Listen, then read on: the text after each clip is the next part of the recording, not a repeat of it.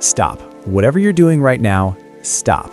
I am recording this on February 28th, 2026, and as I'm standing here, the United States and Israel have just launched joint military strikes on Iran. Explosions are going off in Tehran right now. Trump just announced major combat operations. Iran is firing back at U.S. military bases across the entire Gulf region. The Strait of Hormuz, the choke point for 20% of the world's oil, is on the edge. This is not a drill. This is not a simulation. This is the biggest military escalation in the Middle East in decades, happening today. And in the next 20 minutes, I'm going to show you exactly which three stocks could win as this war spreads. Stay with me. Let me give you a full picture of what has actually happened today, because I want you to understand the scale of this and why the financial consequences of what's unfolding right now are enormous. This morning, February 28, 2026, the United States under President Trump and Israel launched a coordinated joint military attack on Iran. The operation has two names. Israel is calling it Operation Roaring Lion, and the U.S. Pentagon named it Operation Epic Fury. And these aren't small surgical strikes. Trump himself described this as major combat operations and said the goal is to, and I'm quoting here, destroy Iran's missile and military capabilities and prevent it from obtaining nuclear weapons. He also said openly that regime change is a goal. Explosions have been reported in Tehran, Isfahan, Qom, Karaj, and Kermanshah. 7 missiles struck the district where Supreme Leader Khamenei normally resides, near the presidential palace and Iran's National Security Council. Khamenei has reportedly been evacuated to a secure location. Israel declared a state of emergency. All civilian airspace over Israel was closed. Israelis were told to shelter in place. Iran responded fast and hard. Iranian ballistic missiles are targeting Israel, and Iran has struck U.S. military bases across the region in Bahrain, Kuwait, Qatar, the UAE, Saudi Arabia, Syria, and Jordan. The Houthis in Yemen have announced they will resume attacks on Red Sea shipping. Explosions have been heard in the Gulf states that host American troops. Iran's foreign minister went on record saying, and I'll paraphrase, all American and Israeli assets in the Middle East are now legitimate targets, and there are no red lines. Let that sink in. No red lines. The U.S. is reportedly planning a multi-day military campaign. This is not over by tomorrow morning. And France, which is not in this fight, just called for an emergency UN Security Council meeting, with President Macron warning of grave consequences for international peace and security. Now, let me address the elephant in the room before we talk about investing. Is it wrong to think about investing right now when people are dying and missiles are flying? I get that question. Here's my answer. The financial consequences of what's happening today will affect every single person watching this video, whether you invest or not. If the Strait of Hormuz gets disrupted, your gas prices explode. If oil hits $120 a barrel, everything you buy costs more. If this war spreads, your retirement account feels it. Understanding the financial landscape of this conflict isn't heartless, it's necessary.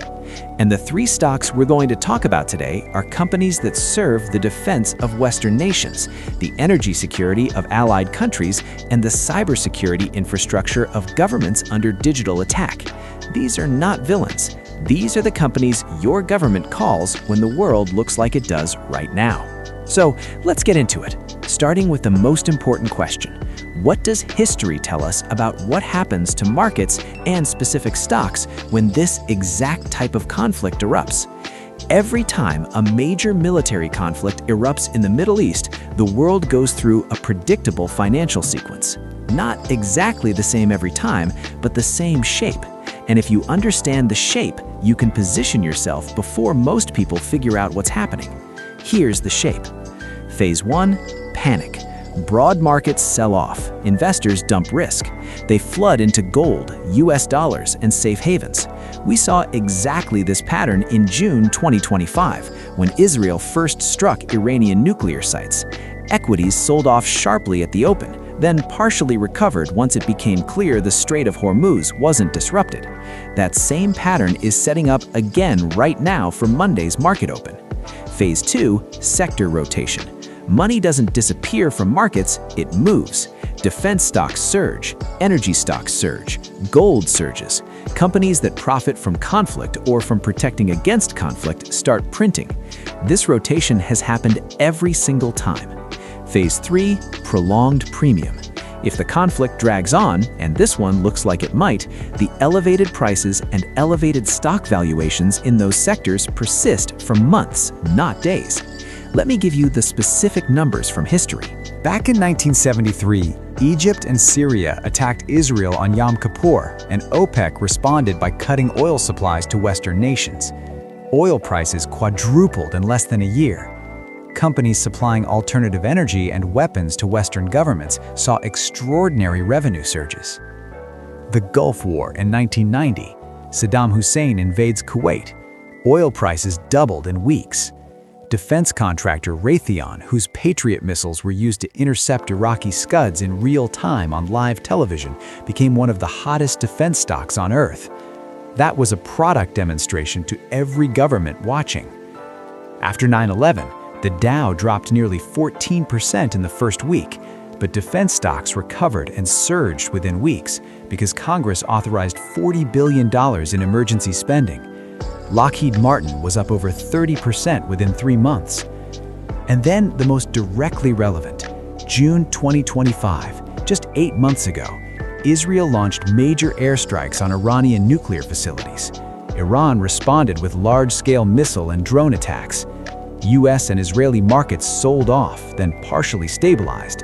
Defense stocks surged, energy spiked, and the world started asking, is this just round one? The answer, based on today's events, is yes. Today is round 2, and round 2 is far bigger than round 1. The strikes began just hours after Oman's foreign minister said the two sides had made significant progress in nuclear negotiations in Geneva.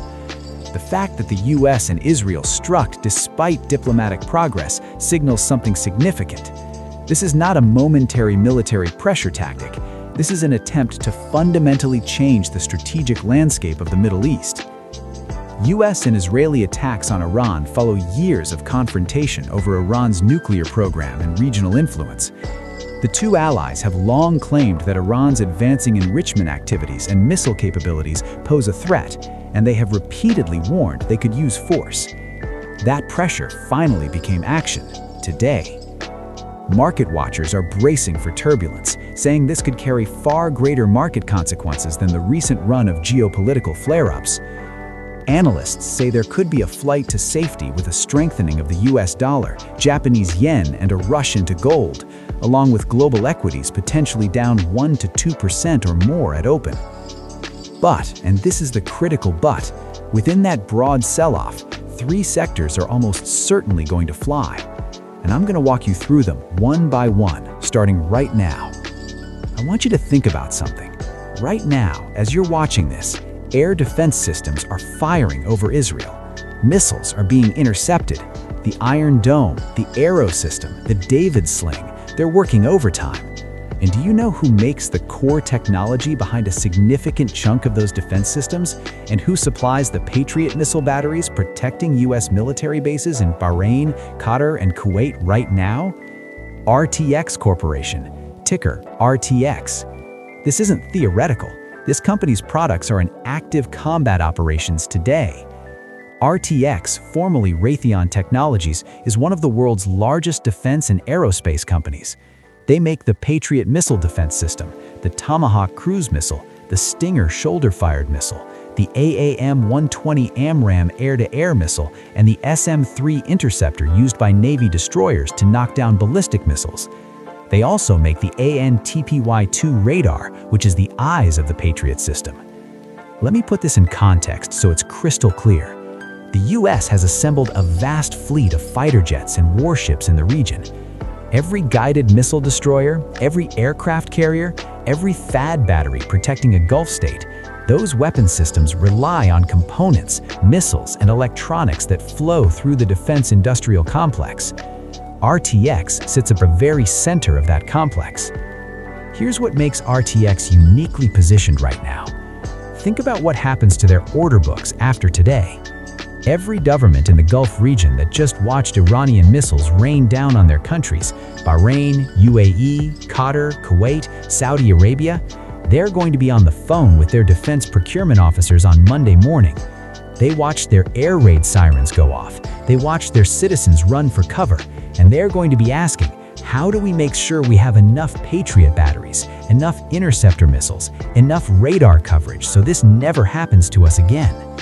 The answer to that question ends at RTX's door. Now, RTX already had extraordinary numbers before today. In fiscal year 2024, RTX reported revenues of approximately $69 billion, with their defense segment, Raytheon, contributing around $25 billion. But here's the number that matters more than revenue: their backlog. Their backlog, meaning signed contracts not yet delivered, was over $200 billion. $200 billion of work already locked in. And that backlog is going to grow. After today, it's going to grow significantly. Here's the analogy I want you to hold in your mind. RTX is like an ammunition manufacturer in a war. Their factory was already running at capacity before the first shot was fired. Now, demand just exploded, and they're the only one with the factory. They can't flip a switch and double output overnight. Defense manufacturing has long lead times. But the contracts they will sign in the coming weeks and months, those are real, binding, multi-year revenue commitments, and they will show up in RTX's stock price as analysts update their models. The risk to be aware of: RTX also has a commercial aerospace business, Pratt & Whitney jet engines, which is sensitive to the airline industry. If global air travel gets disrupted by this war, which is already happening, with Israel's airspace closed and several Gulf airlines rerouting, that commercial business faces headwinds. The stock might not go straight up immediately. There may be a sell the news dip at Monday's open along with the broader market. But here's the investment thesis in plain English. RTX makes the tools governments need when they're under attack. Those governments are currently under attack. The orders are coming, the revenue will follow, and the stock price over a 6 to 18-month horizon is likely to reflect all of that. There's also a wild card in the Iran scenario specifically that makes this even more powerful. Iran launched dozens of ballistic missiles across the Middle East, targeting Israel and US military bases in multiple countries. Every one of those missiles that gets intercepted by a Patriot system or an Arrow interceptor means that system just fired a very expensive piece of hardware. Those interceptors need to be replaced at a cost of millions of dollars per missile, paid by governments to companies like RTX. Think about the economics of that for a second. It's grim, yes, but it's also real. One more thing on RTX, and this is important geopolitically. The US government has a strategic interest in ensuring RTX can meet surging demand. This isn't just a stock, it's a national security asset. The Defense Production Act gives the government tools to prioritize and even subsidize production when it comes to essential defense equipment. That's an additional layer of protection for RTX investors that most consumer or tech stocks don't have. RTX isn't exciting like an AI startup. It doesn't have a charismatic CEO doing flashy demos. But when the world looks like it does today, it is one of the most powerful investments you can hold. Here is a fact that should make every investor sit up straight right now. Iran is not only a major oil producer, but also controls much of the Strait of Hormuz, through which more than $500 billion worth of oil and gas passes annually. Its designated shipping lanes fall entirely within the territorial waters of Iran and Oman. This narrow waterway at the mouth of the Persian Gulf handles about a quarter of the world's seaborne oil trade. If Iran were to deny access to the giant tankers that ferry oil and gas from the Middle East to China, Europe, the US, and other major energy consumers, the disruption would trigger a spike in oil prices and potentially destabilize the global economy. We are not talking about a hypothetical. Iran's supreme leader has been moved to a secure location. Iranian forces are striking US bases across the Gulf. The Houthis just announced they're resuming Red Sea attacks, and a senior Iranian official said all American and Israeli assets and interests in the Middle East have become legitimate targets, and there are no red lines after this aggression. No red lines. That includes the Strait of Hormuz. Now, let me give you the market reaction in real time. Crude oil prices jumped sharply on February 28, 2026. Brent crude settled around $72.87 per barrel, up 2.87%. West Texas Intermediate closed at $67.02, gaining 2.78%. Analysts expect opening prices on Monday to reflect heightened risk premiums, with some forecasting Brent testing $75 or higher if escalation fears intensify. The surge builds on a 6 to 8 monthly rise in February, driven by traders' anticipation of conflict. But here's where it gets really serious. Kepler's senior crude analyst, 𝐻𝐿 estimated a one-day disruption of the Strait of Hormuz could push oil to $120 to $150 per barrel. Barclays projected Brent reaching $80 in scenarios of material supply interruption, while longer conflicts risk $100 or more. And Lombard Odier estimates that if U.S. strikes led to major Iranian response, including prolonged disruption to the Strait of Hormuz, a temporary spike in oil prices to $100 per barrel or beyond is plausible. Global LNG prices would also be affected if Iran moves to block the strait. $100 per barrel or beyond. That's the scenario that brings me to stock number 2, Cheniere Energy, ticker symbol LNG. The ticker is literally LNG. I promise I'm not making that up. Here's what Cheniere does. They are America's largest exporter of liquefied natural gas. They take natural gas, which the U.S. produces in absolute abundance thanks to the shale revolution, chill it down to -260°F, turning it into a liquid, load it onto specialized tanker ships, and send it to wherever in the world demand is highest. They operate 2 massive terminals, Sabine Pass in Louisiana and Corpus Christi in Texas. Now, why does the Iran war specifically benefit Cheniere? 3 reasons, and they're all happening right now. Reason 1, exports from Qatar, the world's 3rd largest LNG exporter, must transit through the Strait of Hormuz. Qatar is one of the primary LNG suppliers to Europe and Asia.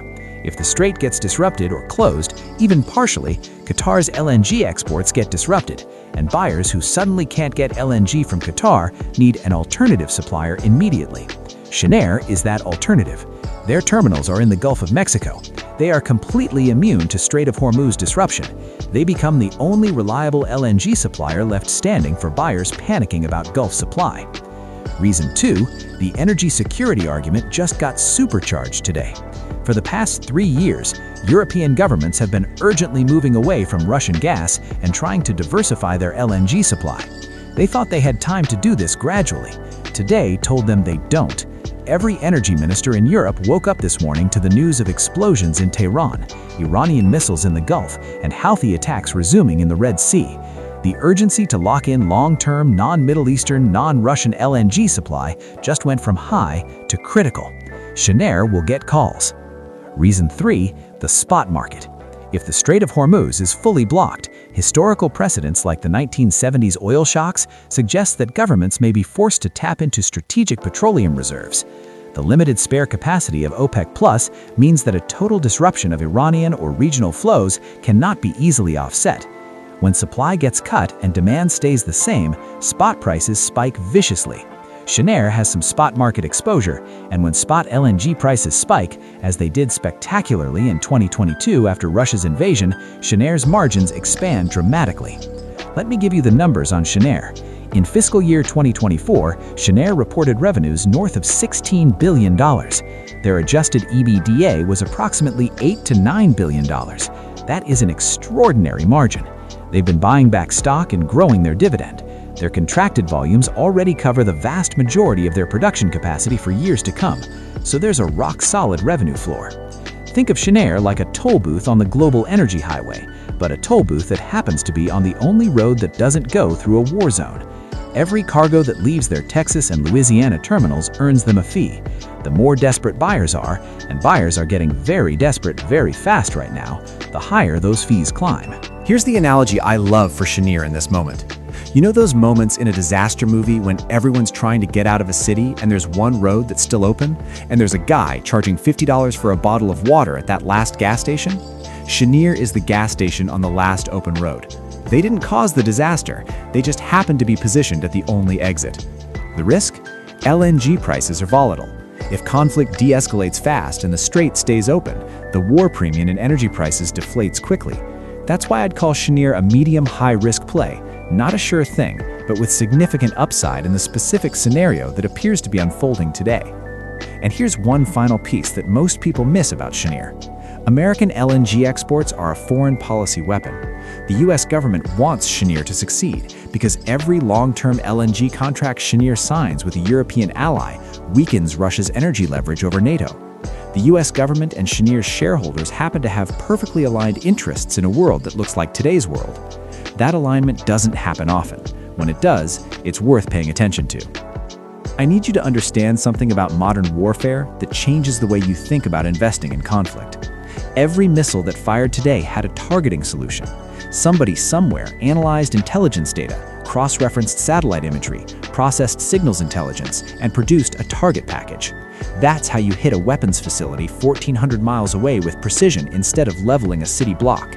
And on the other side, Iran is right now trying to identify vulnerabilities in Western infrastructure, US power grids, financial systems, military communications, because Iran has been one of the most active state-sponsored cyber attack actors in the world for over a decade. Their cyber forces attacked Saudi Aramco in 2012 with the Shamoon virus, destroyed 30,000 computers. They've targeted US banks, US dams, Israeli hospitals. Today, the day they got hit with the biggest military strike in their history, their cyber operations are going into overdrive. This is where Palantir Technologies comes in, ticker PLTR. Palantir was founded in 2003 with partial funding from the CIA's venture arm. Their original mission was clear: help the US intelligence community make sense of massive, complex data to find threats and make faster decisions. They helped hunt terrorist networks after 9/11. They've been embedded in the defense and intelligence community for over 2 decades. This is not a startup that wants government contracts. This is a company that was born inside the government's most critical intelligence operations. Their flagship government platform, Gotham, is used by agencies you've heard of and agencies you haven't. The US Army, the Air Force, SOCOM, Special Operations Command, the NSA, the CIA. These aren't casual vendor relationships. These are mission-critical, classified integrations where Palantir's software is woven into how America's most sensitive organizations make decisions. Switching costs are essentially infinite. You don't swap out your intelligence software in the middle of a war. And their newest product, AIP, the artificial intelligence platform, takes all of this to the next level. AIP allows operators to ask questions of their data in plain language, run instant simulations, and get AI-powered recommendations in real time. The US Army has been actively testing AIP for battlefield decision-making. The idea is, instead of an analyst spending 48 hours combing through data to answer a question, the AI answers it in 90 seconds. In a multi-day military campaign like Operation Epic Fury, where decisions are being made around the clock and intelligence is flooding in from satellites, drones, signals, and human sources, that capability is not a nice-to-have, it is a military advantage. Now, let's talk about what happens to Palantir's business when something like today occurs. Step 1. Government Emergency Supplemental Spending. Congress is going to authorize emergency defense and intelligence spending in response to this conflict. It always does. That money flows to contracts. Those contracts flow disproportionately to vendors already embedded in classified infrastructure, and Palantir is at the top of that list. Step 2. Allied government demand. The UK, Australia, Germany, Japan, South Korea, every major US ally that watches what's happening today is going to accelerate their own AI-driven defense and intelligence upgrades. Palantir has been expanding its government relationships internationally, and today just gave every defense minister in the Western Alliance a very clear argument for why they need better AI-driven intelligence tools. Step 3. Cyber defense demand. Iran's cyber capabilities are going to be deployed aggressively in the coming days and weeks.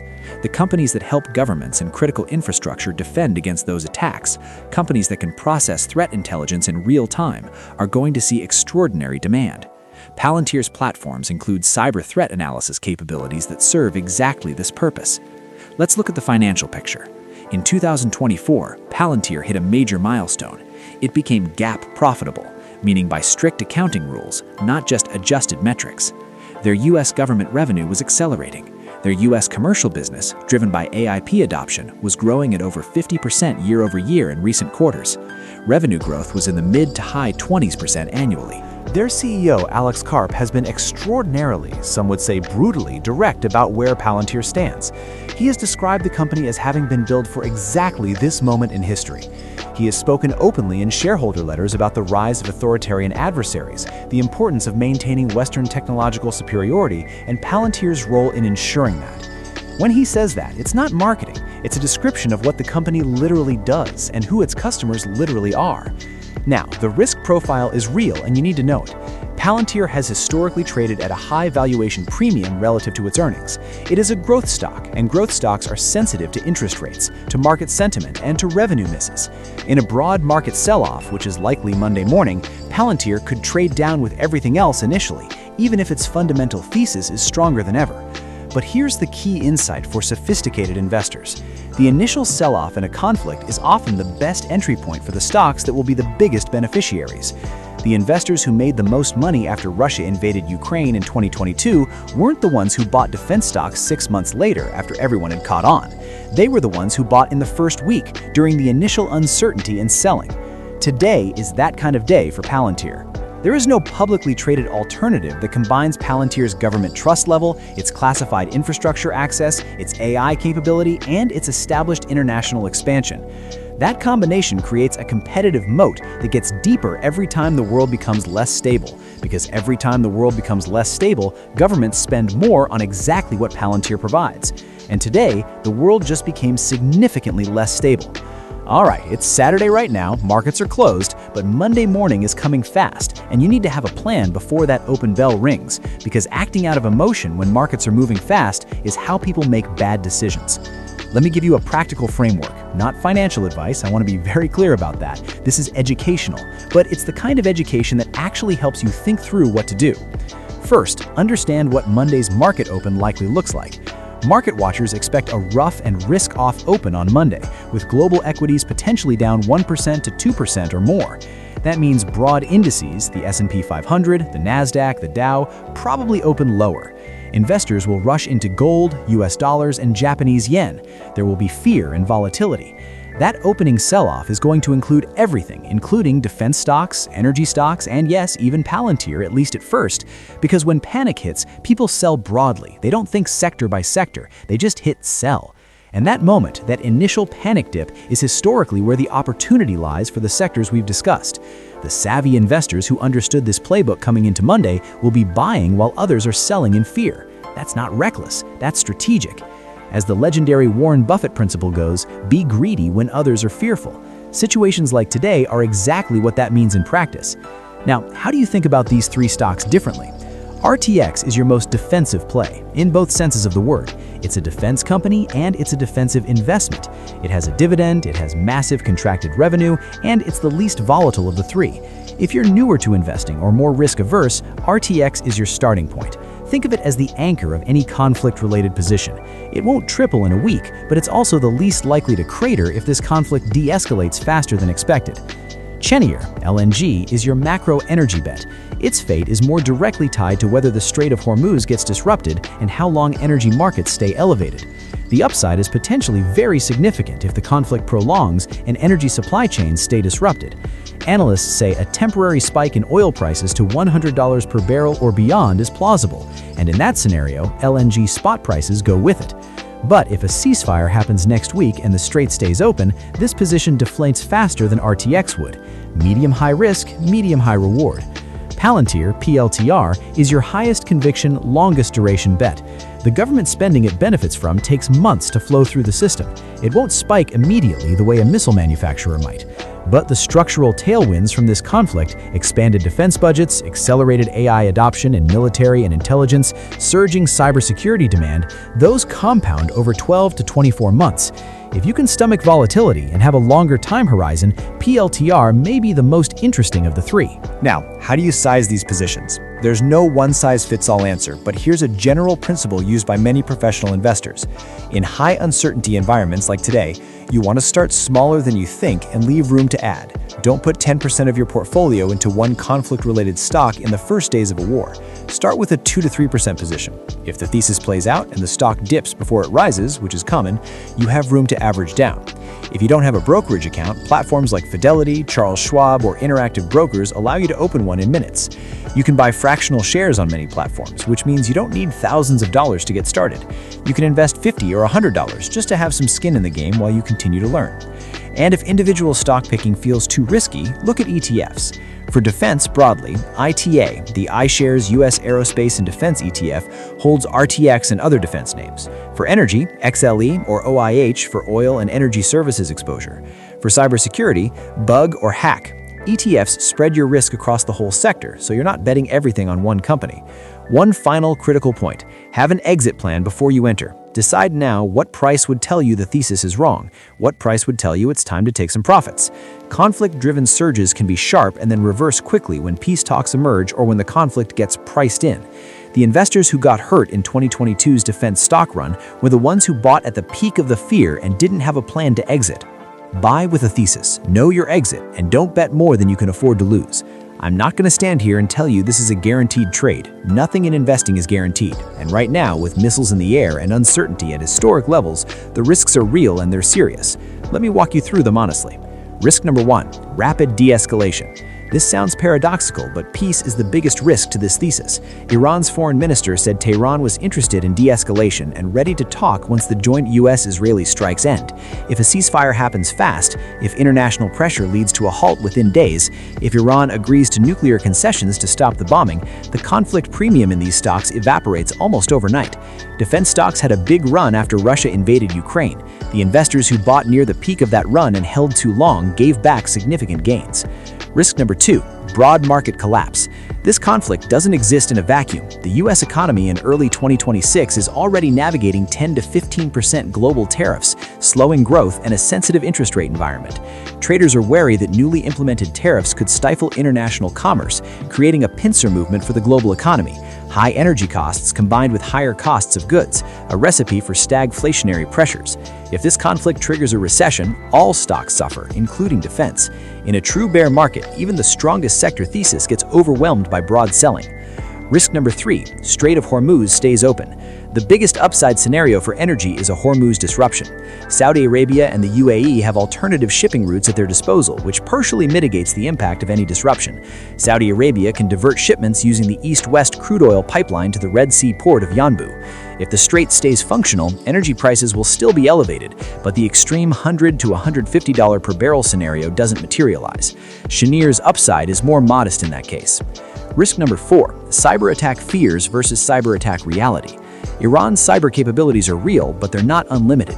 If Iran's cyber offensive fails to materially disrupt Western infrastructure, if it gets contained, the urgency around cybersecurity spending may be slower to translate into accelerated Palantir contracts than the thesis suggests. Government contract timelines are notoriously slow, even in emergencies.